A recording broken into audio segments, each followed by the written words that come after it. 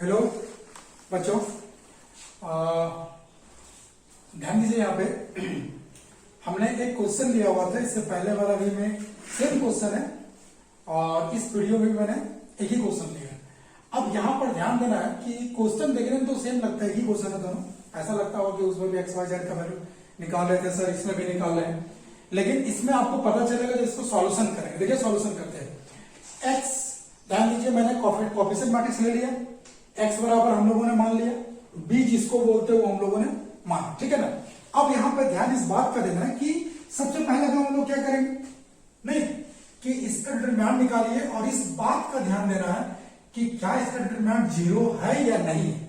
अगर जीरो होगा तो फिर हम लोगों को कैसे बनाना होगा, और अगर जीरो नहीं होगा तो फिर कैसे बनता है। अगर जीरो होता है तो कुछ अलग करना पड़ता है, कुछ दूसरे टाइप से बनता है, और अगर जीरो नहीं है तो फिर उसमें सिंपल। देखिए ध्यान दीजिए, डिटरमिनेंट निकालेंगे तो 1 इंटू ये खत्म ये खत्म, तो 7 दूना 14 और प्लस 4 तिया 12 हो गया।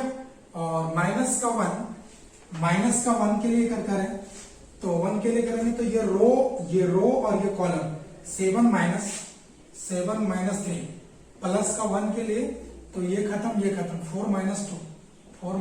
आप देखिए तो यहाँ कितना बच गया, प्लस का 2, माइनस यहाँ कितना बच जाएगा, देखिए 4 बचेगा और प्लस का 2, तो 2 2 4, ये कितना डिटरमिनेंट जीरो आ गया। मतलब एक डिटरमिनेंट क्या आ गया, जीरो आ गया। अब जब जीरो आ गया तो सिस्टम तो कंसिस्टेंट है क्या, क्योंकि यहां तो हम लोग, अब जब डिटरमिनेंट ए का जीरो आ जाता है तो हम लोग ऐसे तो नहीं कर सकते कि सिस्टम इनकंसिस्टेंट है, क्योंकि आपको बताया था हमने कि अगर ए का डिटरमिनेंट जीरो आता है तो फिर हम लोग को दो चीज चेक करना पड़ता है। क्या, adjoint of A into B. अगर ये भी जीरो आ गया तब बोलेंगे कि सिस्टम जो मेरा है वो क्या है, कंसिस्टेंट है और इन्फिनिट सॉल्यूशन होगा। और अगर adjoint of A into B अगर जीरो नहीं आया तो सिस्टम इनकंसिस्टेंट होता है और इस दरमियान सॉल्यूशन नहीं आता है। तो अभी हमने पहला क्या हुआ, क्या है यहाँ पर, एक डिटरमिनेंट जीरो है, तो अभी यहाँ पर साफ साफ अगर हम लिख देंगे कि ये सिस्टम इनकंसिस्टेंट है, नो सॉल्यूशन, तो गलत हो जाएगा। क्यों, क्योंकि हम लोग को इसके बाद फिर हम लोग को ये चीज चेक करना पड़ेगा, adjoint of A into B. अगर ये जीरो आया तो सिस्टम कंसिस्टेंट होगा, और कंसिस्टेंट होगा और साथ में क्या आएगा, इनफिनिट सॉल्यूशन आएगा। और अगर डिटरमिनेंट इसका जीरो नहीं आया, adjoint of A into B अगर जीरो नहीं आया तो सिस्टम हमारा इनकंसिस्टेंट होगा, और उस कंडीशन में क्या आएगा आपका, नो सॉल्यूशन। क्या आएगा, नो सॉल्यूशन।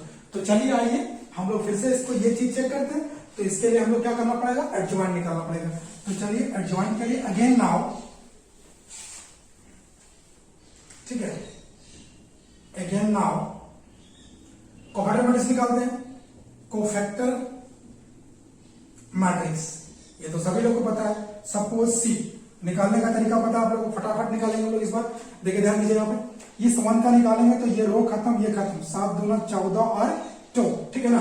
ध्यान देंगे प्लस माइनस का ध्यान देंगे, plus minus plus minus plus minus plus minus plus, ठीक है ना, ऐसे ध्यान देना हम लोगों को। चलिए ध्यान दीजिए, जब इसका निकालेंगे ये रो खत्म, 7 दूना 14 प्लस 12 कितना बच गया, प्लस का 2, तो पहले क्या है प्लस, तो क्या हो जाएगा, प्लस का 2 ही बचेगा, ठीक है ना। इसका निकालेंगे तो ये खत्म और ये खत्म, 7 माइनस 3, प्लस का कितना आ गया 4, प्लस का 4, इसके साथ क्या गुना होगा, माइनस, तो क्या आ जाएगा माइनस का 4, ठीक है। इस 1 का निकालेंगे तो ये खत्म ये खत्म, 4 minus 2 is equal two plus का 2, इसके साथ क्या आएगा प्लस, तो प्लस 2 इंटू प्लस, तो कितना आएगा प्लस का 2, ठीक है। फिर इस 1 का निकालेंगे तो ये रो और कॉलम खत्म, 4 minus 7 minus 4 equal two plus का 3, इसके साथ क्या आएगा नेगेटिव, तो आ जाएगा माइनस का 3, ठीक है ना। फिर इस 2 का निकालेंगे तो ये रो, ध्यान देंगे, ये रो और कॉलम को हटा दीजिए, रो कॉलम हटा दीजिए, तो रो और कॉलम हटेगा तो 7 माइनस 1 प्लस का 6, इसके साथ क्या गुना होगा प्लस, तो प्लस का 6 into plus equal two plus का 6, ठीक है। इस 3 का निकालेंगे तो ये रो और कॉलम को हटा दीजिए, ध्यान दीजिए, रो और कॉलम को हटाइए, 4 माइनस 1 प्लस का 3 बचेगा, इसके साथ गुना होगा माइनस, तो कितना आ जाएगा माइनस का 3, ठीक है। इस 1 का निकालेंगे तो ये कॉलम रो खत्म, 3 माइनस 2, तो 3 माइनस 2 कितना आ गया, प्लस का 1, कितना आ गया प्लस का 1, प्लस का 1 है, इसका निकाल रहा हूं भाई, ये खत्म तो 3 माइनस 2 तो प्लस का 1, यहां गुना कितना होगा प्लस, तो प्लस का 1 ही बचेगा ना। इस 4 का निकालेंगे तो ये रो और कॉलम खत्म करिए, रो कॉलम खत्म करिए तो 3 माइनस 1 तो प्लस का 2 इंटू होगा -2। ध्यान दीजिए ये रो ये कॉलम और ये रो 3 माइनस 1 प्लस का 2 इंटू -1, चूंकि यहां पर माइनस है तो कितना बच जाएगा माइनस का 2। ठीक है, अब इस 7 का निकालेंगे तो ये रो, ध्यान दीजिए रो और कॉलम को हटा दीजिए, 2 माइनस 1 माइनस का 1 प्लस का 2 बचेगा ना, 2 माइनस 1 प्लस का 1, इसके साथ कितना गुना होने वाला है प्लस, तो प्लस गुना होगा तो हो जाएगा प्लस का 1।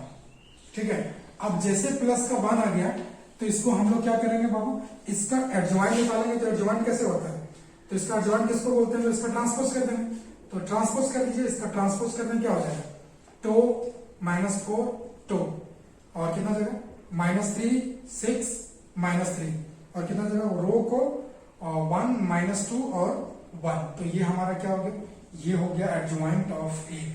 अब ध्यान दीजिए नहीं, अब जैसे ही एडजॉइंट ऑफ ए निकाल लिए हम लोग, तो एडजॉइंट ऑफ जब ए निकाल लिए तो ध्यान दीजिएगा यहां पे,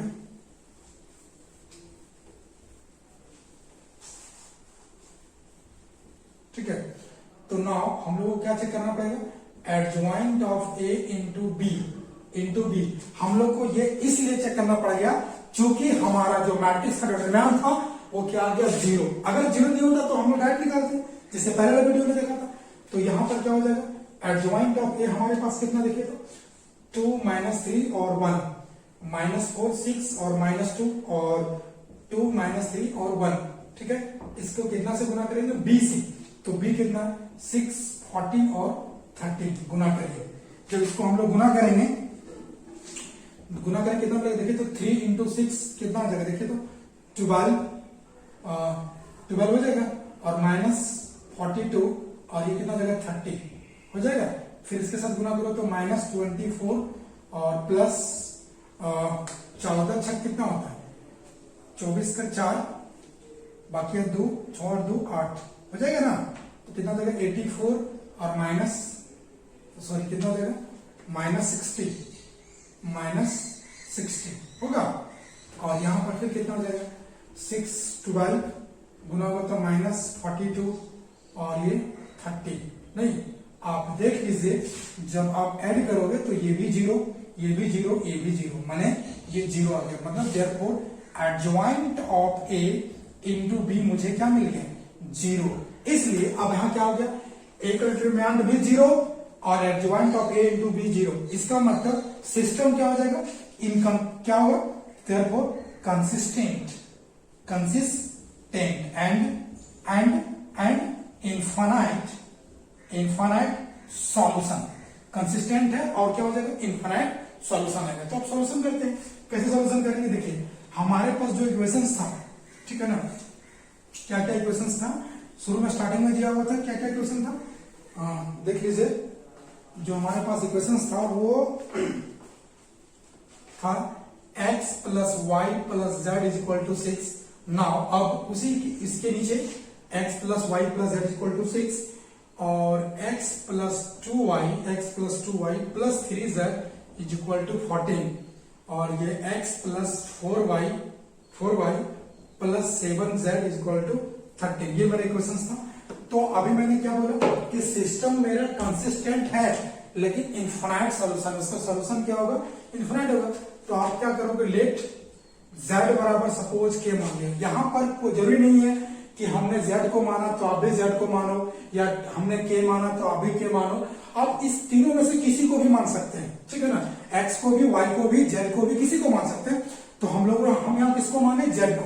तो जब z को मानेंगे तो हमारे पास इक्वेशन क्या बन जाएगा, देखिए हमें क्या बनेगा, x plus Y is equal to 6 minus K. क्यों, क्योंकि इसके जगह पर यहाँ k रख देंगे तो k उधर चला जाएगा, 6 माइनस के हो जाएगा। इसे इक्वेशन 1 मान लो। एंड ध्यान दीजिए यहां पर रखेंगे, ध्यान दीजिए यहां पर रखेंगे तो x प्लस 2y और यहां पर रखेंगे कितना देगा 3k, तो हो जाएगा 14 minus 3k is equal to equation 2। अब ये दोनों इक्वेशंस को सॉल्व कर दीजिए, इन दोनों को सॉल्व करो, किसका वैल्यू निकालो, x और y को।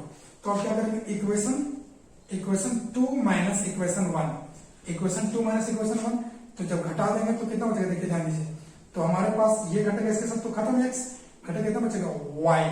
और इक्वेशन ध्यान देंगे यहाँ पर, ये इक्वेशन के साथ घट रहा तो ये इधर घटेगा और ये इधर घटेगा, तो ये जब इधर घटेगा देखिए यहाँ पे x प्लस 2y में घटेगा कौन, घटेगा x प्लस वाई, तो क्या x x खत्म, तो 2y में माइनस वाई कितना बचेगा y, तो कितना बच गया y। इधर घटाएंगे कितना बचेगा, देखिए तो 14 माइनस 3k माइनस 6 प्लस का k, तो हो जाएगा 8 और माइनस माइनस प्लस का 2k, तो y का वैल्यू कितना देगा 8 माइनस 2k, समझ में आ रहा है 8 माइनस 2k।